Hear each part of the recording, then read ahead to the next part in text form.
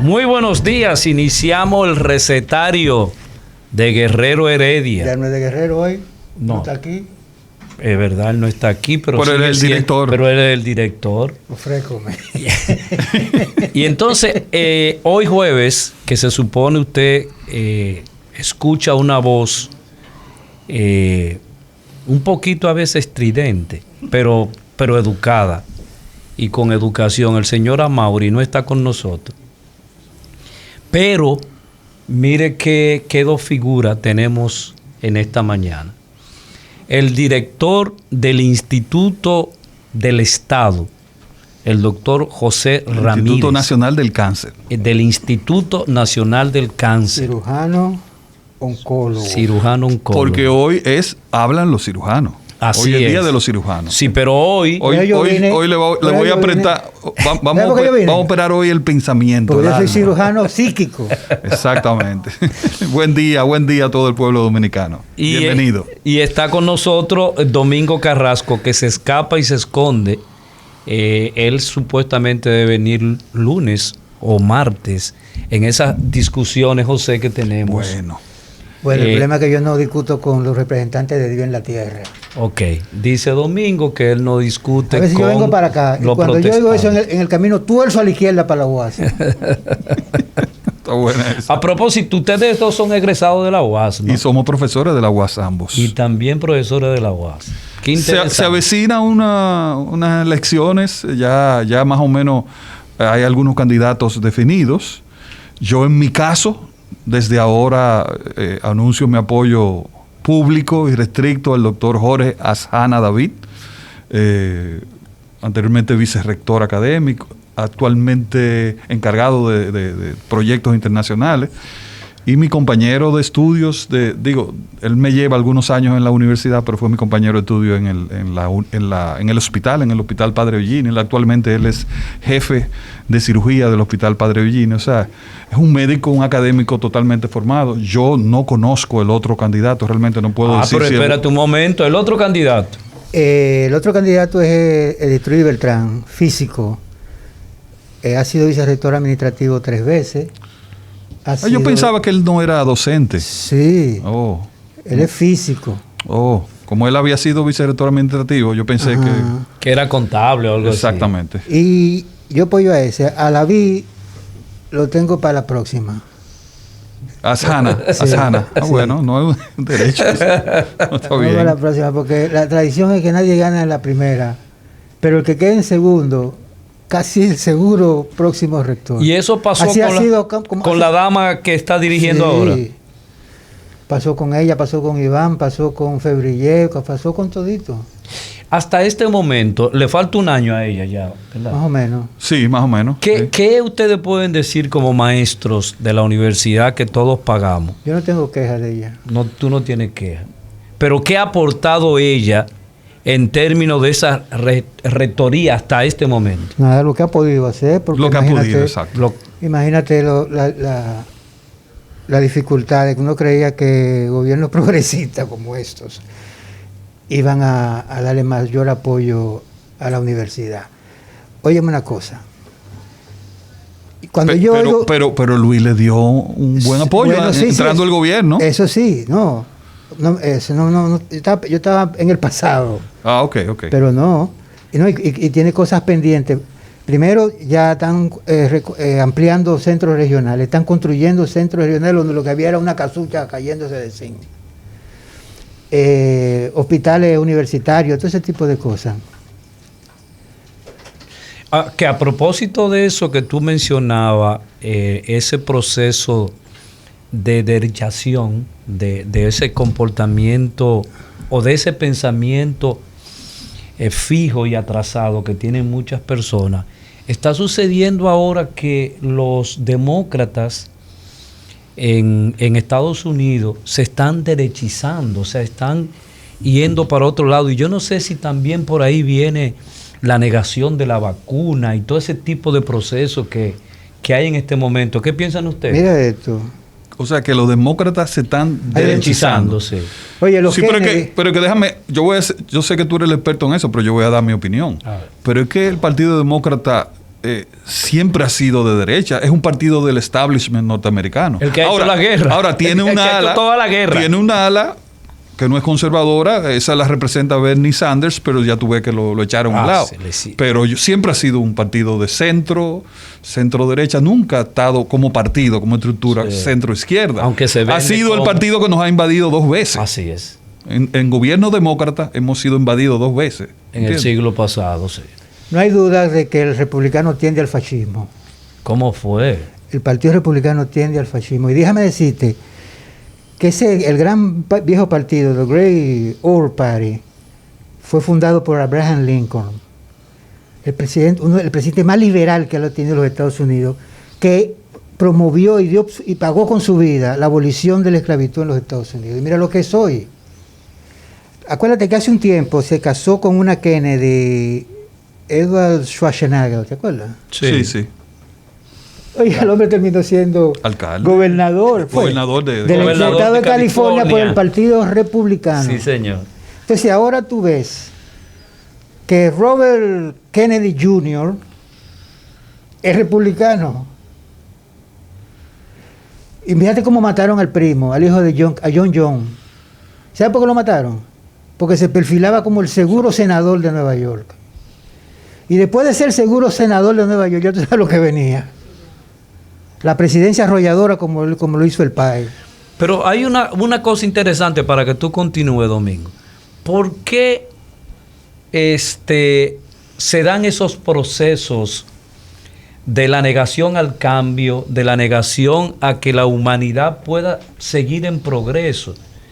Independientemente de que uno ve casos como, por ejemplo, el que yo no sé si es verdad, el que vi en las redes, que en Nueva York se le está invitando a los jóvenes a vacunarse y le están ofertando un tabaco de marihuana para que puedan hacerlo como motivación. Sí, pero no es un delito eso. No, de hecho está legalizado. Está legalizada la marihuana en el estado de Nueva York. Sí, en el estado de Nueva York. Pero lo que yo me refiero, ¿cómo es que...? A mí me llegó ahora mismo un anuncio de un restaurante local aquí que está ofreciendo la primera copa de vino gratis si tú presentas tu vacuna, tu tarjeta de vacunación. Sí, es una tendencia. O sea que al final de cuentas es la misma cosa. Es una tendencia mundial, los mercadólogos moviéndose. Y me parece eso bien. Pero por ese pensamiento del atraso, del no avance de las cosas de la humanidad que tienen y que se le añaden a los republicanos, y que tú acabas de decir que también los demócratas, supuesto demócrata, aclarado por José, también se niegan a los procesos de cambio. Ese pensamiento humano, ¿por qué, Domingo? Bueno, si no fuera así, el mundo no existiera. O sea, si no hubiera contradicciones, si todos fuéramos igualitos, el mundo no existiera. Tú agarras una 40, 30 perros y los sueltas juntos, oye, se van a dividir. Y yo te he dicho a ti que eso se estableció, los biólogos evolucionistas lo establecieron. Tú naces liberal o conservador. O sea, se nace con esa estructura mental. Hablan de un par de genes que están vinculados a eso. Y por eso, claro, pero hasta los grupos religiosos se dividen. No, aquí es drástico, oye, la gente no lo sabe, pero aquí es la división de clase dentro de los cristianos, eso es bestial. Pero óyeme, yo no digo que si un grupo cristiano se divide en 2 grupos, no. Grupo deportivo, grupo de profesionales, grupos religiosos, grupos políticos. Tan pronto se juntan, hay una a la de izquierda y una de derecha. O sea, están los liberales por un lado, que se huelen, los liberales se huelen. Y los conservadores también están por el otro lado. En todos los grupos. O sea, eso es natural. Si el mundo no fuera así, fuera una masa amorfa, bastante aburrida. O sea, que es necesario ese pensamiento de atraso. Sí. Como existen hombres y machos, como hombres y mujeres. Si fuéramos todos iguales, imagínate tú. Hubiéramos desaparecido. La barbarie hubiéramos desaparecido. Porque definitivamente no se puede, no se da esa mezcla. Y fíjate una cosa, el árbol más grande, que es la secuoya, tiene la semillita más chiquita de la naturaleza. Pero hay un fenómeno, José, interesante. A propósito de ese pensamiento liberal y el pensamiento conservador. Aquí tuvimos la generación mía, una gran cantidad, y lo que tuvieron durante los 20 años, tuvieron pensamiento liberal de manera constante. Tú veías a ese grupo de jóvenes que salían a la calle a vender periódicos, que hacían rifa por la supuesta causa nacional. Al adquirir posiciones económicas diferentes, las ideas en términos de cambio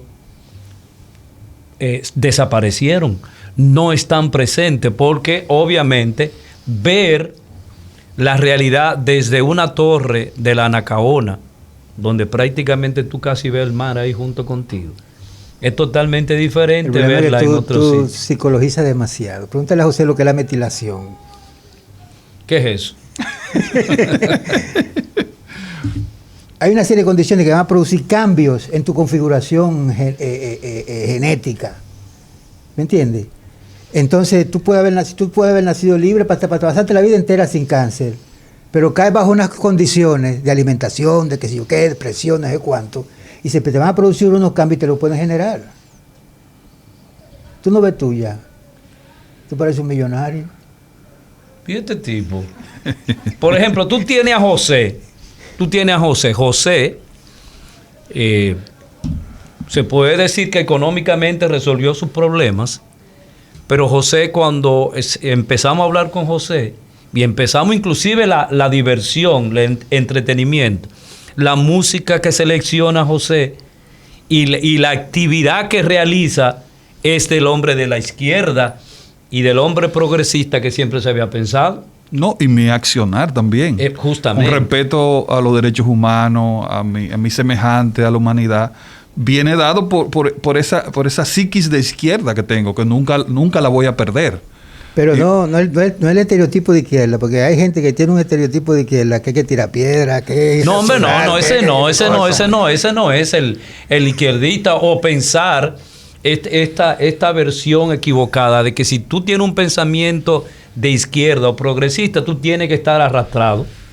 O sea, tú no puedes tener el progreso, no puedes tener un automóvil, eso le llamaron comunismo de la pobreza. Pero eso es ridículo, porque se supone que tú luchas para el bienestar colectivo y personal. Y lo está diciendo un exitoso. A cada quien según su necesidad, a cada quien según sus logros. O sea, bueno, porque... vamos. Entonces, no, yo lo que quería que aclaremos, o sea, esto del pensamiento liberal y del pensamiento de derecha. O sea, tú acabas de decir de que supuestamente se nace con esa estructura mental.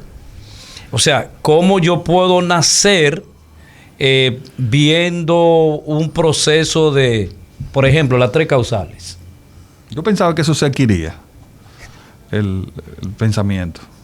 Se puede moldear. La forma de ver el mundo. Sí, por eso te hablé de la metilación. Uh-huh. Por ejemplo, yo me crié en un hogar PRDista, del PRDismo de los años 60, exacto, antes de la guerra. Entonces, mi abuelo era a pequeña escala, era antitrujillista, compilador, qué sé yo qué, que no sé cuánto. Y llegaban a hacer reuniones que Trujillo iba para esa zona y lo iban a emboscar para matarlo. Esas uh-huh. ¿Cómo se dice? Imaginaciones, ideas, quereres. Tú ves, yo me crié en un ambiente así. Uno brincando porque ganó Bosch en el 63, llorando cuando lo derrocaron. ¿Tú entiendes? Del lado de los constitucionalistas en el 65. Viviendo en la frontera. Entonces tú quieres decir que hay un factor social que predispone esa...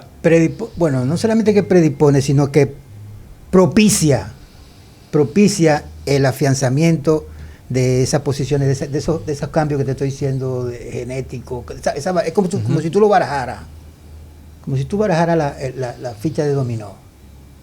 Igual de la izquierda han salido criminales, pero terribles. Con decirte que Hitler inicialmente tenía posiciones de izquierda. Sí. Claro. Partido Nacional Socialista. Sí. Y tú no lo vas a reconocer, pero cuando tú ves la historia de Stalin, siguiendo la égida pie a pie de Lenin. Una dictadura planificada, pero una cosa terrible. ¿Me entiendes? Sin embargo, fíjate todas las cosas buenas que hicieron. Igual que el Führer. El Führer viene de un movimiento izquierdoso también. El Trujillo inicialmente tenía unas posiciones progresistas. ¿Abinader qué es? En términos de pensamiento. No. Con eso estamos especulando, obviamente. No, un liberal de centro. Un liberal de centro derecha. Centro. Yo no sé si es izquierda o derecha, pero por lo menos está en el centro. Por lo menos está en el centro.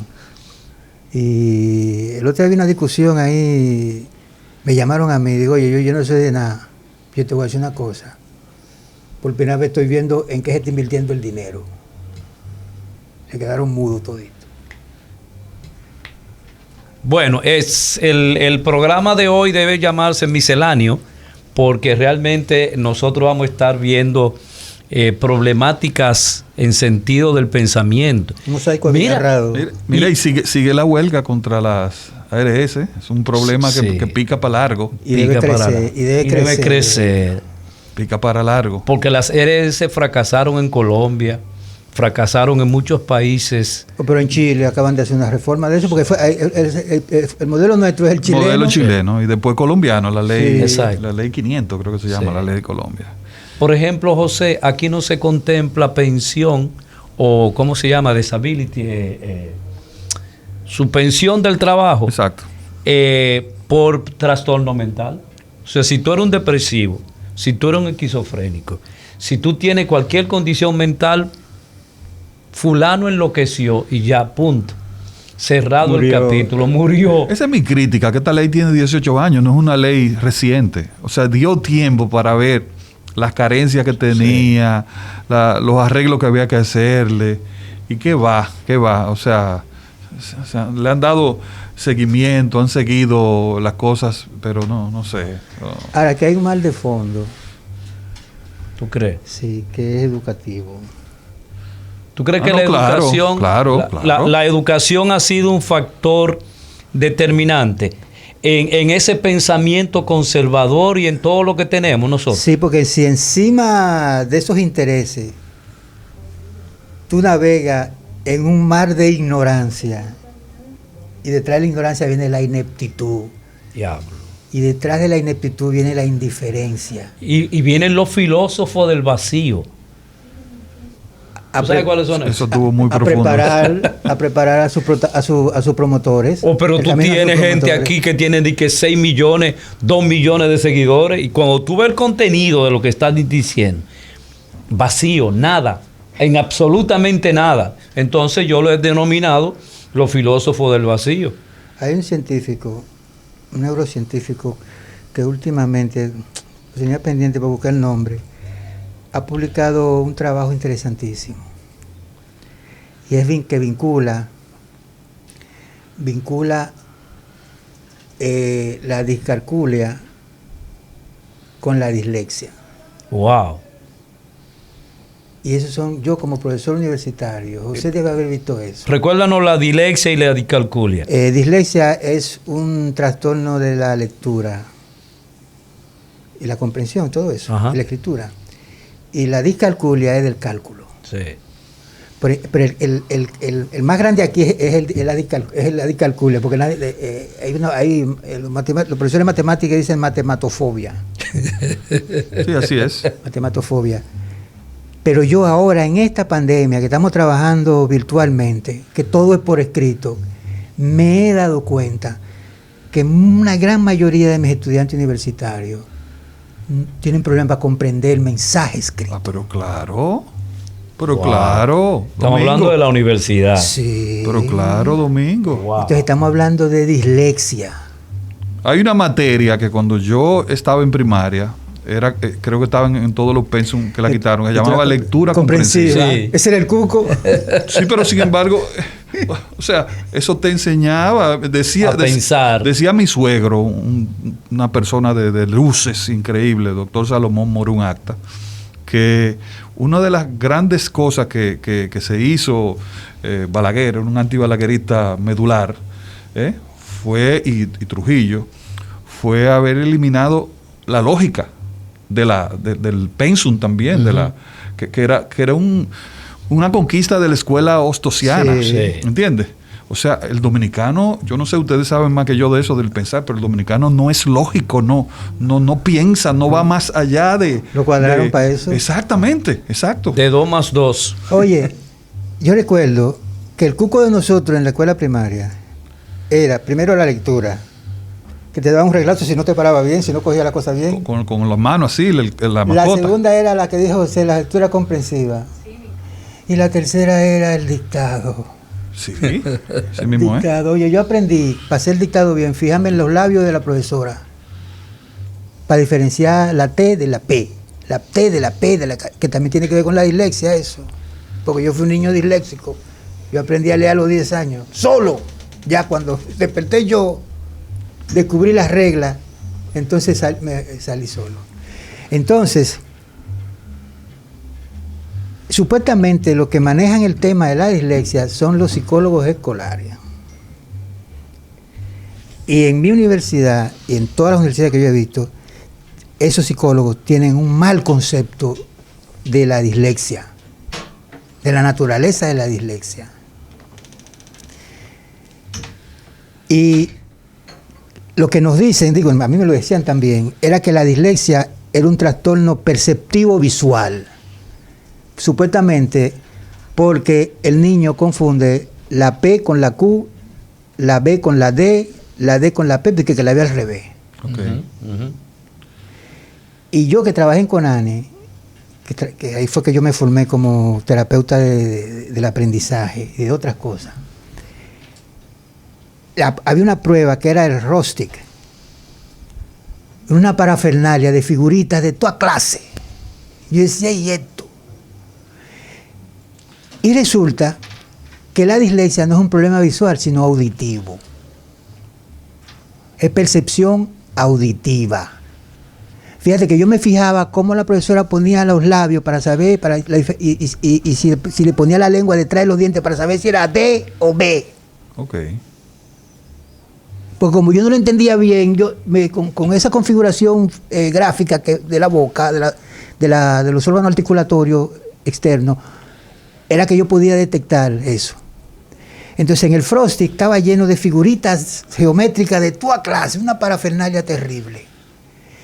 Y ejerciendo yo como terapeuta de lenguaje, habla y voz, con niños, trabajando con niños con problemas de ese tipo, vino un barco de su librería de España, y ahí encontré un librito que me lo regaló un estudiante. Que venían antes y ya no vienen. Sí. Un estudiante de la UTE me lo regaló. Y el tipo decía, yo me sorprendí cuando leí, el problema de la dislexia es un problema de percepción auditiva. Digo, ¿qué pasó aquí? Entonces te enseñaba cómo tú le tenías que pronunciar cada letra y presentándole la gráfica a los niños.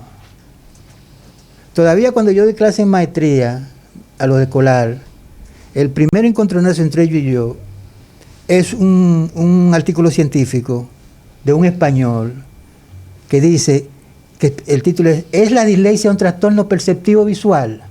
Es el título de la cosa. Y ahí se va a toda parte. Entonces, cuando tú asumes que la dislexia es un trastorno de percepción auditiva, tú lo resuelves rapidísimo. Pero Domingo, en sentido de la generalidad, ¿tú entiendes entonces por tu experiencia académica que probablemente nuestros estudiantes tienen esa dificultad no diagnosticada? Pero respóndeme cuando regresemos.